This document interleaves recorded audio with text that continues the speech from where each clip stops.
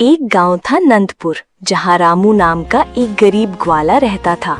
उसके पास 10 गाय थीं, जिनके सहारे उसका जीवन चलता था।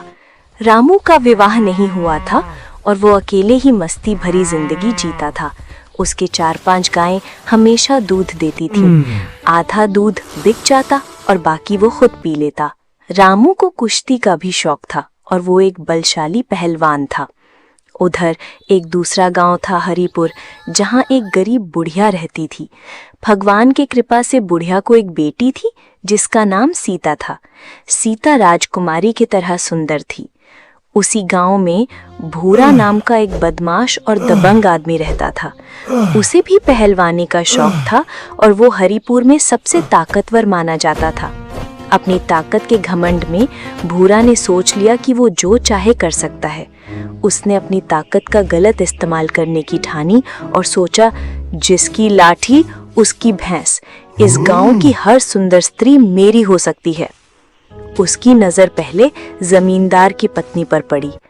भूरा जमींदार के घर गया और बेशर्मी से बोला, भाभी, मेरा दिल तुम पर आ गया है, अब तुम मेरे साथ रहो। जमींदार की पत्नी बहुत चतुर थी। वो चाहती तो अपने पति को बता देती और जमींदार भूरा को सबक सिखाने के लिए गुंडे बुला लेता, लेकिन उसने समझदारी दिखाई और लफड़े से बचने का रास्ता चुना। उसने भूरा से कहा, अरे भूरा, तुमने ये क्या रोग पाल लिया? मुझ में अब क्या बचा है? मैं तो बूढ़ी हो चुकी हूँ, बिना रस की गन्ना। वैसे भी कोई विवाहिता स्त्री कुंवारी लड़की की तरह काम की नहीं होती। तुम एक ताकतवर पहलवान हो, तुम्हें झूठन चाटने की बजाय किसी सुंदर कुंवारी लड़की से दिल लगाना चाहिए। जमींदार की पत्नी ने अटपटे उदाहरण देकर भूरा को समझाया। भूरा को विवाहिताओं से दिल लगाना गलत लगने लगा। उसने सोचा, हमारे गांव में भी तो कुंवारी लड़कियां हैं, लेकिन अपने गांव की लड़कियों से जबरदस्ती इश्क करना ठीक नहीं। फिर उसकी बुरी नजर सीता पर पड़ गई, जो बुढ़िया की इकलौती और खूबसूरत बेटी थी। भूरा ने ठान लिया कि वो सीता से जबरन विवाह करेगा।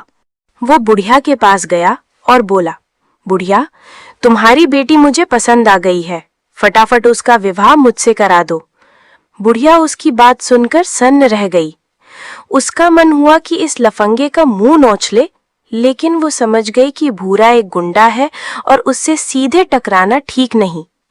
वो डर गई कि कहीं ये उसकी बेटी को जबरन उठा ना ले जाए। उसने चतुराई से कहा, बेटा, तुमने बहुत अच्छा सोचा। मैं गरीब बुढ़िया अपने बेटी के हाथ पीले करने का इंतजार कर रही थी। तुम मेरी मुश्किल आसान कर रहे हो। मैं जल्द ही पंडित से शुभ मुहूर्त निकलवाकर तुम्हारा विवाह सीता से करा दूंगी। भूरा बोला, मुझे आज ही तुम्हारी बेटी चाहिए।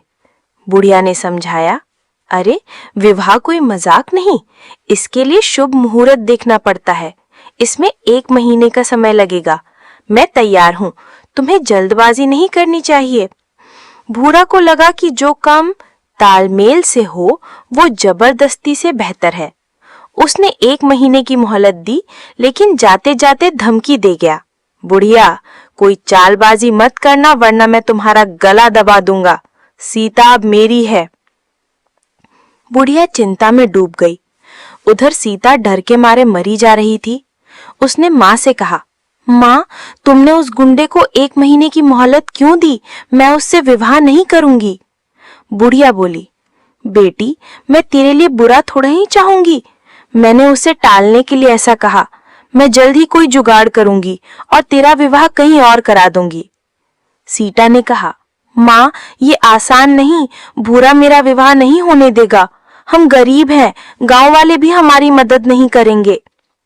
बुढ़िया ने हिम्मत बंधाई, बेटी, मुझ पर भरोसा रख, मैं कुछ ना कुछ करूंगी।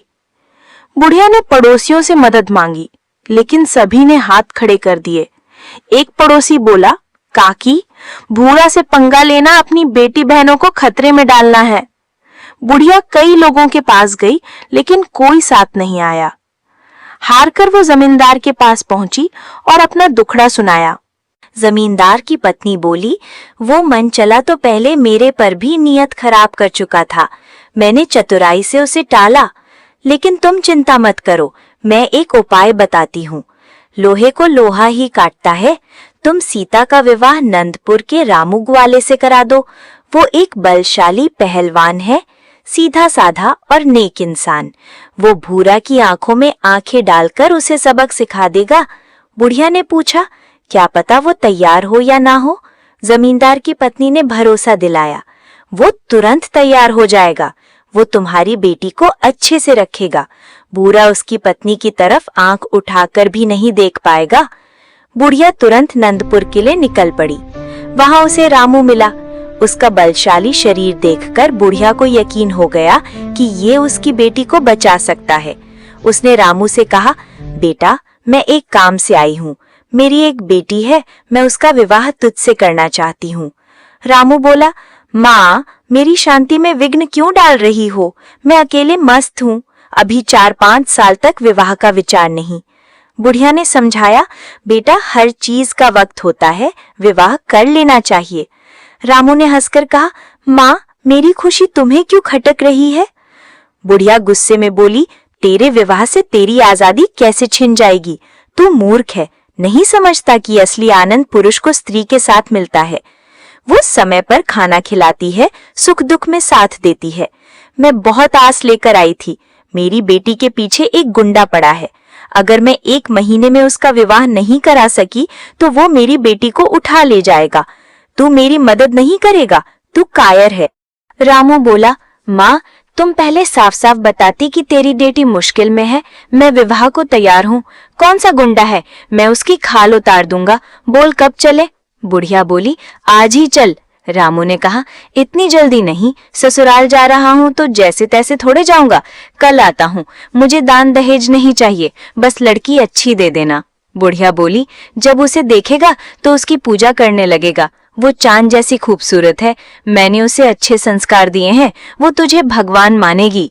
बुढ़िया अपने गांव लौट आई और सीता को बताया कि रामू एक नेक और बलशाली लड़का है जो उसे भूरा से बचा लेगा। अगले दिन रामू बिना बारात या डोली के अकेले ही बुढ़िया के घर पहुंच गया। बुढ़िया ने तुरंत सीता का विवाह रामू से करा दिया और कहा, जल्दी सीता को लेकर अपने गांव चले जाओ। अगर भूरा को खबर हुई तो वो मुझे मारेगा और तुम दोनों पर हमला कर देगा। रामू बोला, माँ, अगर मैं भूरा से बिना लड़े चला गया तो वो तुम्हें मार डालेगा। या तो तुम मेरे साथ चलो या हम उसे निपटा कर जाएं। तभी भूरा आधमका। उसने बुढ़िया को देखकर कहा, मुझे पता था तुम मेरे खिलाफ चाल चलेगी। इस ग्वाले को बुलाकर सीता उसे सौंप रही है। उसे मेरे हवाले कर, मैंने तुझसे वादा लिया था। बुढ़िया बोली, तो पागल जैसे क्यों बोल रहा है? मेरा घर कोई चिड़िया घर नहीं कि तुझे मोर तोता दूं। भूरा चिल्लाया, मैं सीता की बात कर रहा हूँ, उसे मेरे हवाले कर। रामू ने गुस्से में कहा, खबरदार, जो मेरी पत्नी को अपनी पत्नी कहा। भूरा बोला, बेवकूफ ग्वाले, चुपचाप गाय चरा, तुम मेरी पत्नी को नहीं ले जा सकता। गांव वाले जमा हो गए। जमींदार की पत्नी मौके का फायदा उठाना चाहती थी। वो चाहती थी कि रामू भूरा को सबक सिखाए। उसने भूरा को उकसाया, ये तो ज्यादती है। बुढ़िया ने तुझसे विवाह की बात कही और किसी और से कर दी। तुझे अपने हक के लिए लड़ना चाहिए। भूरा डर रहा था। उसने कहा, रामू पहलवान है, मैं उससे कैसे लड़ूं? जमींदार की पत्नी ने ताना मारा, क्या तू कायर है? बहादुर अपने पसंद की स्त्री के लिए काल से भी लड़ सकता है। रामू साधारण ग्वाला है। अगर तू हार गया तो गांव वाले तुझे ताने मार मार कर मार डालेंगे। भूरा को जोश आ गया। उसने रामू से कहा, तू मेरी पत्नी को नहीं ले जा सकता। सीता के लिए मुझसे लड़। मेरे दादा परदादा बड़े पहलवान थे, मैं तुझसे डरने वाला नहीं। रामू बोला, लड़ना तुझे है या तेरे दादा परदादा को? अगर तुझे ही लड़ना है तो आ। अगर तू मुझे कुश्ती में हरा दे तो मैं सीता को छोड़कर चला जाऊंगा। भूरा डर रहा था, लेकिन जमींदार की पत्नी ने उसे और उकसाया। भूरा रामू पर टूट पड़ा। रामू ने उसे उठा उठाकर पटकना शुरू किया। जमींदार की पत्नी ने कहा, दामाद जी, इस ससुर का अंग भंग कर दो, नहीं तो ये गांव की बेटी बहुओं पर बुरी नजर डालेगा। रामू ने भूरा का एक हाथ, एक पैर और एक आंख फोड़ दी। भूरा जान बचाने की भीख मांगने लगा। जमींदार की पत्नी बोली, बस अब इसे छोड़ दो, ये अब सही जगह पहुंच जाएगा। कुछ दिनों में ये भीख मांगता दिखेगा। रामू अपनी पत्नी सीता को लेकर नंदपुर लौट आया। बुढ़िया अपने गांव में रह गई, क्योंकि अब उसे भूरा से कोई खतरा नहीं था। वो गांव की हीरो बन गई। गांव वाले उसकी तारीफ करने लगे कि उसने पूरे गांव की इज्जत बचा ली और दुष्ट को सजा दिलवाई। सीता रामू के घर खुश थी। उसे वहां पहले से ज्यादा सुख सुविधा मिली।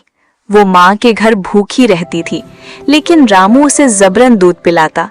सीता हंसकर कहती, मैं इतना दूध नहीं पी सकती, मेरी आदत नहीं, मैं जो चाहूंगी खा लूंगी। तुम पहलवान हो, ईंट पत्थर भी पचा सकते हो, लेकिन मेरे लिए 2 रोटियां ही काफी हैं।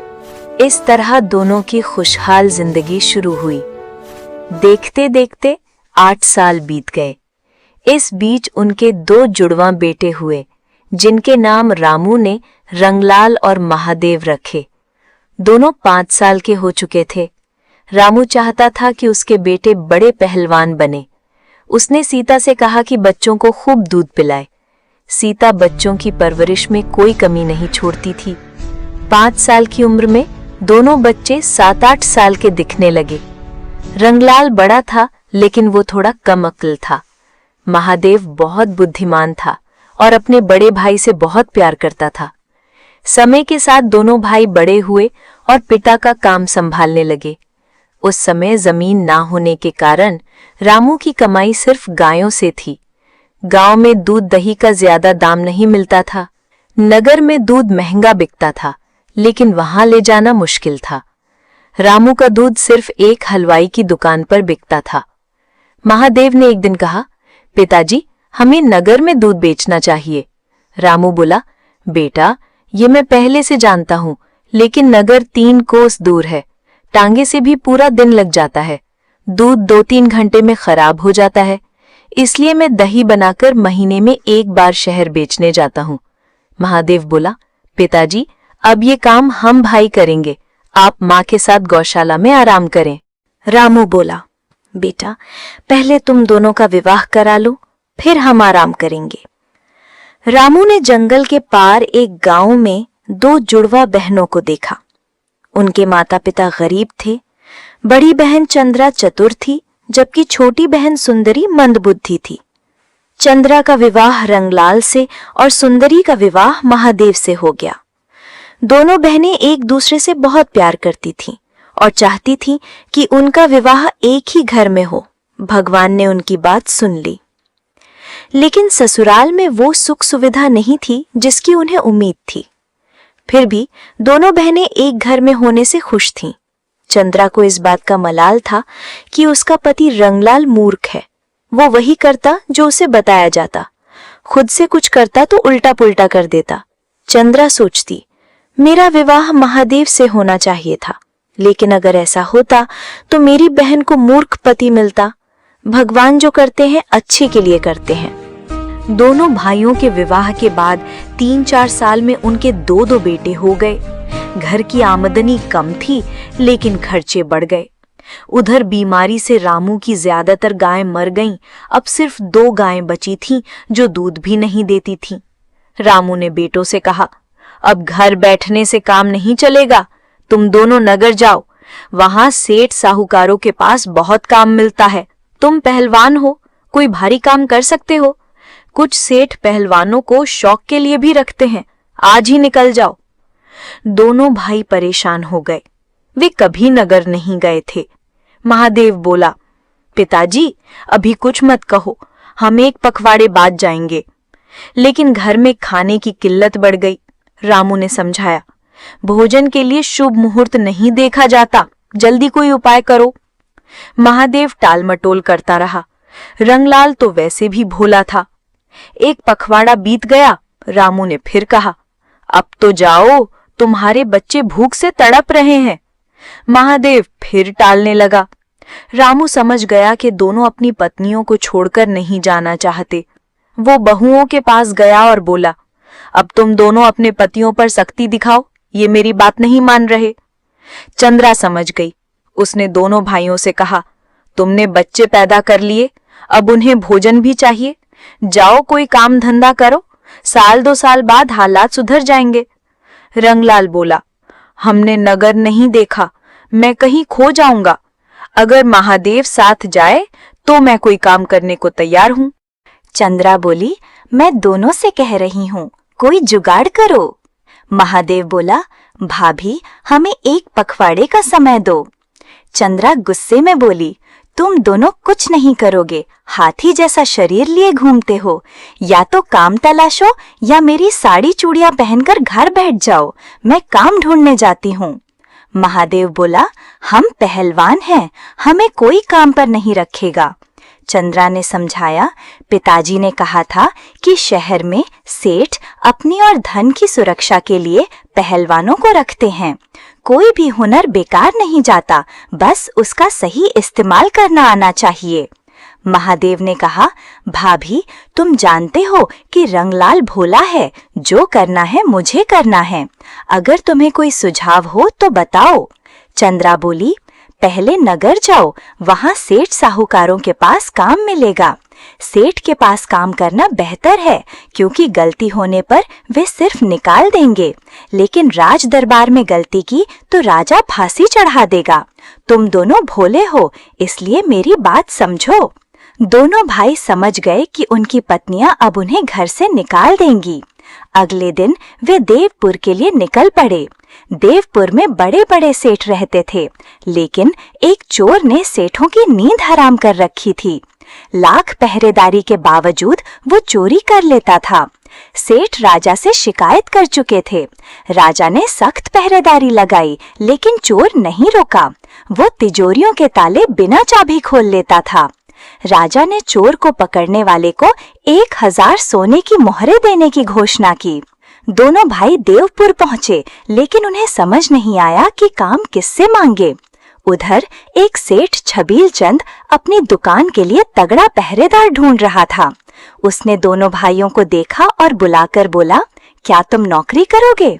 महादेव बोला, हम काम के लिए ही आए हैं, क्या काम है? सेठ बोला, तुम्हें रात भर मेरी दुकान की लाठी लेकर पहरेदारी करनी होगी।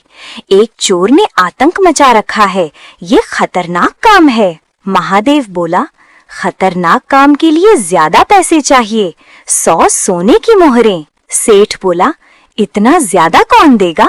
नौकर तो कम पैसे में मिल जाते हैं। महादेव बोला, कम पैसे वाले नौकर रखते हो, इसलिए चोर चोरी करता है। हमें मुंहमांगा पैसा दो, हम चोर की खाल उतार देंगे। सेठ ने मना किया, लेकिन उसके मुनीम ने समझाया, सेठ जी ये दोनों आत्मविश्वास से भरे हैं, 200 मोहरें ज्यादा नहीं, इनसे आपकी लाखों की संपत्ति बचेगी। सेठ ने दोनों को रख लिया। उसने रहने का कमरा, भोजन और पहरेदारी के लिए सुरक्षित जगह दी। दोनों भाई रात भर मुस्तैदी से पहरा देने लगे और दिन में सो लेते। सेठ चैन की नींद सोने लगा।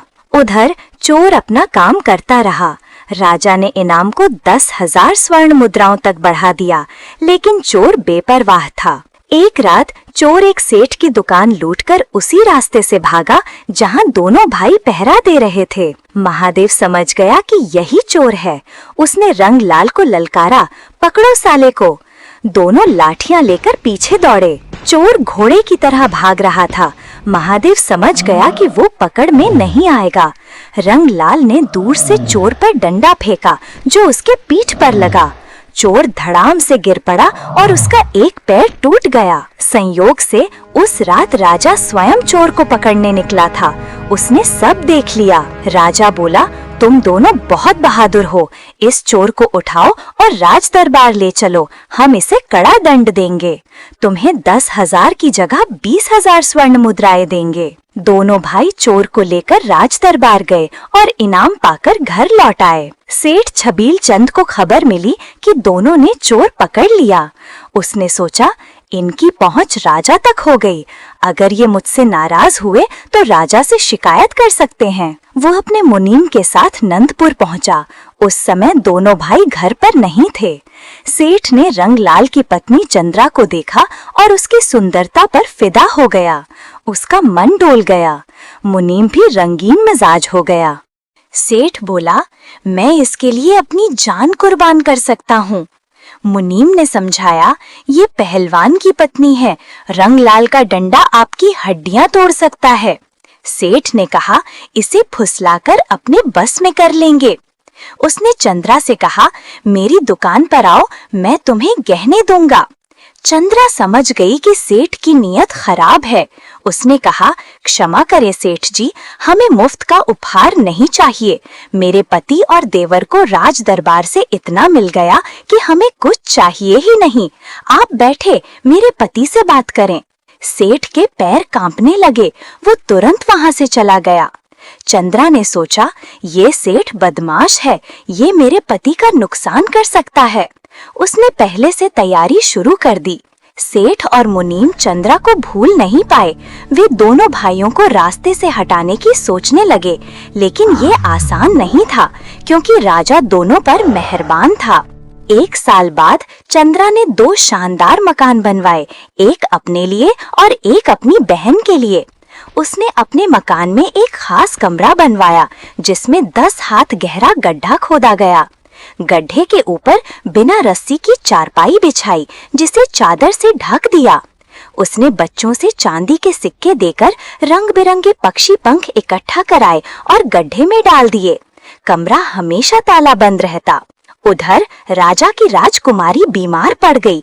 राजवैद्य ने इलाज किया, लेकिन रोग बढ़ता गया। सेठ को पता चला तो उसने मुनीम से कहा, ये मौका है, हम दोनों भाइयों को उनकी पत्नियों से दूर कर सकते हैं। मुनीम का एक वैद्य मित्र था। सेठ ने उसे पैसे देकर राजा से कुछ ऊट पटांग मांग करने को कहा। वैद्य ने मना किया, लेकिन पैसे के लालच में मान गया। वैद्य राजमहल गया और बोला, महाराज, राजकुमारी को अजीब रोग है, उसे हुदहुद पक्षी के तेल से मालिश करनी होगी। ये पक्षी बकरा वन में पाया जाता है। इसके पंख हजारों पक्षियों के पंखों से बने होते हैं। इसे पकड़ लाइए। राजा ने अपने मंत्री से सुझाव मांगा। मंत्री बोला, ये काम सिर्फ रंगलाल और महादेव कर सकते हैं। राजा ने दोनों को बुलवाया और फरमान सुनाया, तुम्हें 10 दिन में हुदहुद पकड़ कर लाना है। अगर लाए तो 50,000 स्वर्ण मुद्राएं मिलेंगी, नहीं तो सूली पर चढ़ा दूंगा। दोनों भाई परेशान हो गए। उन्हें नहीं पता था कि हुदहुद कैसा होता है। महादेव ने सोचा, भाभी से पूछता हूँ। वो चंद्रा के पास गया और सारा हाल बताया। चंद्रा बोली, देवर जी, चिंता मत करो, मैंने हुदहुद देखा है, मैं व्यवस्था कर दूंगी। इसे बांधने के लिए मजबूत रस्सी चाहिए। मेरा चचेरा भाई रस्सी बनाता है। तुम ससुराल जाओ और रस्सी ले आओ। जाने से पहले 2.5 सेर पेड़ की गोंद दे जाओ। रंगलाल यहीं रहे। महादेव गोंद देकर रस्सी लेने चला गया। उधर सेठ ने वैद्य से पूछा, क्या तुमने ऊट पटांग मांग की? वैद्य बोला, मांग की, और दोनों भाई उसे ढूंढने चले गए। सेठ खुशी से नंदपुर पहुंचा। रात हो चुकी थी। रंगलाल घर पर नहीं था। चंद्रा ने सेठ का स्वागत किया। सेठ बोला, तुम मेरे साथ रहो, मैं तुम्हें माला माल कर दूंगा। चंद्रा समझ गई। उसने कहा, मैं कब से आपकी राह देख रही थी। आइए, पहले आपके शरीर पर शक्तिवर्धक तेल मल देती हूँ। उसने सेठ के शरीर पर पेड़ की गोंद लगाई और उसे चारपाई पर लेटने को कहा। सेठ चारपाई पर लेटा और गड्ढे में जा गिरा। पंख उसके शरीर पर चिपक गए। चंद्रा ने कमरा बंद कर दिया। सेठ चिल्ला नहीं सका। उधर मुनीम को लगा कि सेठ अकेले मजे ले रहा है। वो भी नंदपुर पहुंचा। चंद्रा ने उसे भी वही तेल लगाकर गड्ढे में डाल दिया। सेठ और मुनीम गड्ढे में एक दूसरे को देखकर बोले, ये स्त्री खिलाड़ी है, हमारा तेल निकलवाएगी। सुबह चंद्रा ने बच्चों को बुलाया और बोला, हमारे घर में 2 अजीब जानवर आ गए हैं, इन्हें राजा के दरबार में भेजना है। सेठ चिल्लाया, मैं जानवर नहीं हूँ, मुझसे भूल हुई, माफ कर दो। चंद्रा ने रंगलाल से कहा, इन जानवरों को गड्ढे से निकालो और कुटाई करो, फिर इनका मुंह चिपका दो। रंगलाल ने दोनों को निकाला और पीटा। तभी महादेव रस्सी लेकर आ गया। उसने कहा, भाभी, तुमने मेरा कितना ख्याल रखा। दोनों भाई सेठ और मुनीम को रस्सी से बांधकर राज दरबार ले गए। राजा ने उन्हें देखकर कहा, वैद्य, इनका तेल निकालो। वैद्य समझ गया कि ये जानवर नहीं सेठ और मुनीम हैं, लेकिन वो अपनी बात से मुकर नहीं सका। दोनों भाई 50,000 स्वर्ण मुद्राएं लेकर घर लौट आए। चंद्रा की चतुराई ने 2 व्यभिचारियों को सबक सिखाया और अपने पति व देवर को सूली से बचा लिया। कहते हैं, जो दूसरों के लिए बुरा सोचता है वो खुद फंस जाता है, जो दूसरों के लिए गड्ढा खोदता है वो खुद उसमें गिर जाता है। इस तरह रंगलाल और महादेव अपने परिवार के साथ खुशी खुशी रहने लगे। यदि आपको ये कहानी पसंद आई तो हमारे चैनल को सब्सक्राइब करें, लाइक करें और शेयर करें। कमेंट बॉक्स में जय श्री राधा कृष्णा जरूर लिखें।